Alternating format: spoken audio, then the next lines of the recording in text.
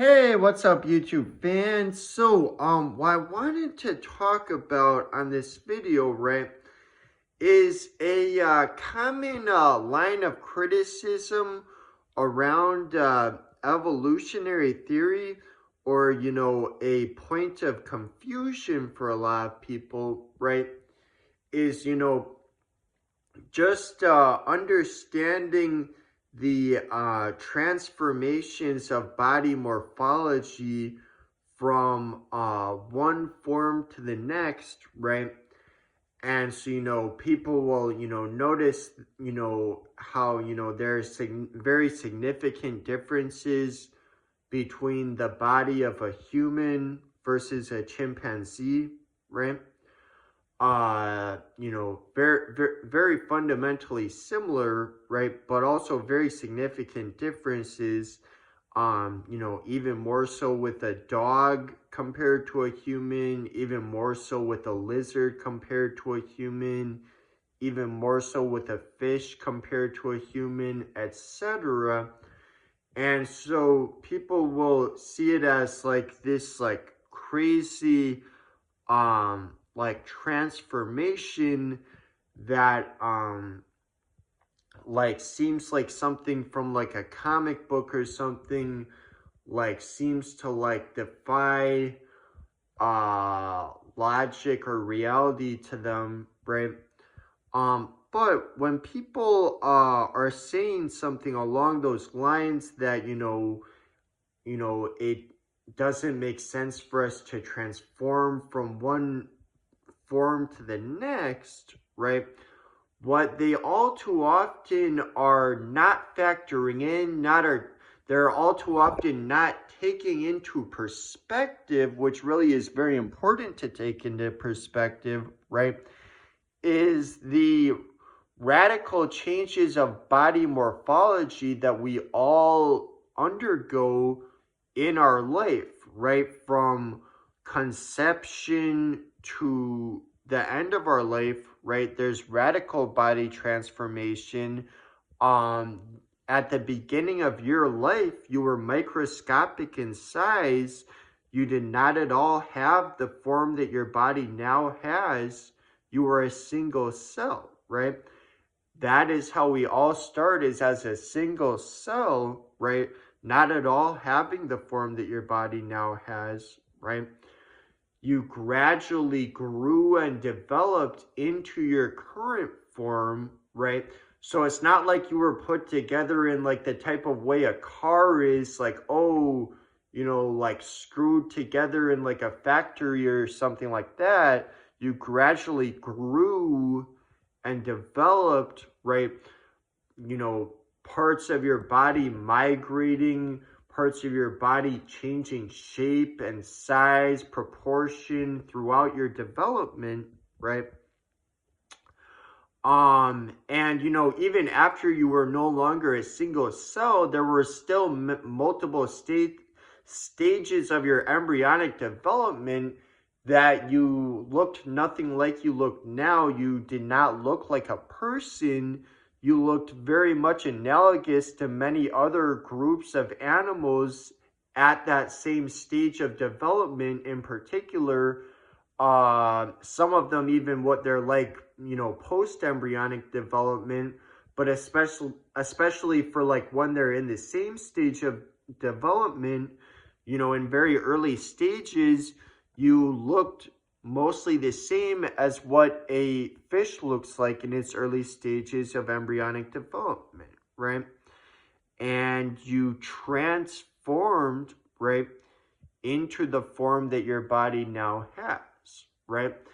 And so you can't just like look at the differences, like you can't just like look at the transformation of evolution without taking into perspective the developmental aspect of it, right? You have to factor in the developmental aspect, right?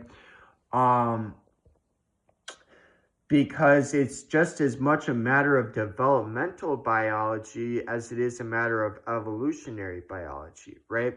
It's just as much a matter of embryonic development, overall development, right?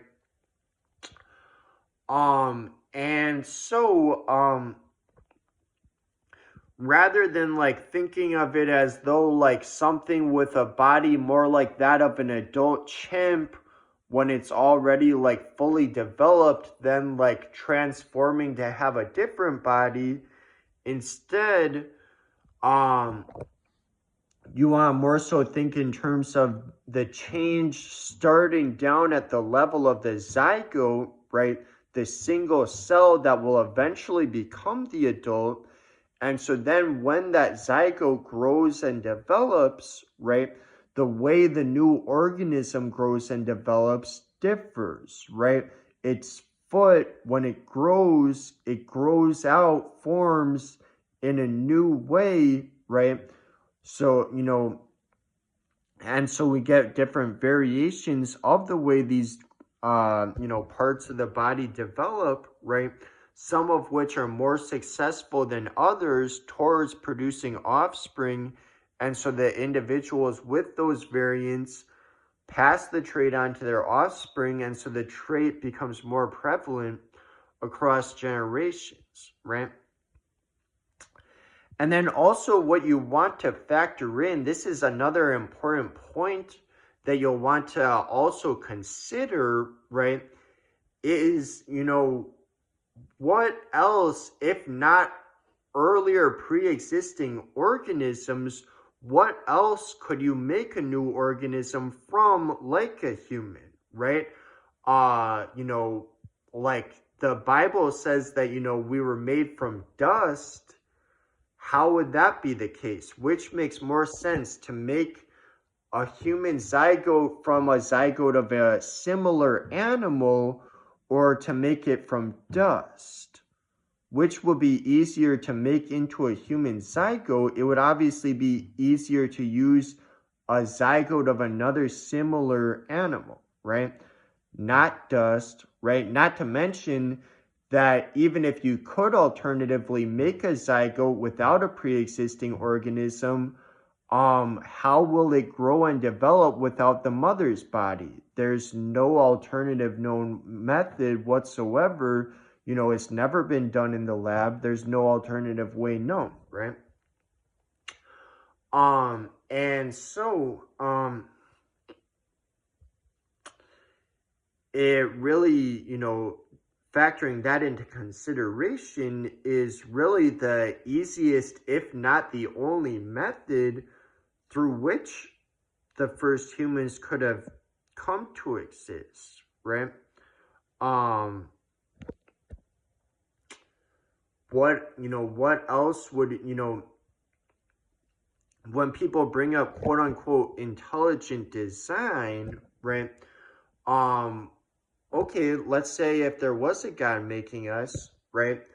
Um, you know, Intelligent design as we observe it, the way it works, you take already existing materials and put them together into the design, right? So what are the easiest materials to use to make a human zygote, right? Would it be easier to use dust or a zygote from another similar creature? Which would be easier to make into a human zygote, right? That's what you have to factor in, right? So, all right, that's all for now. See you guys.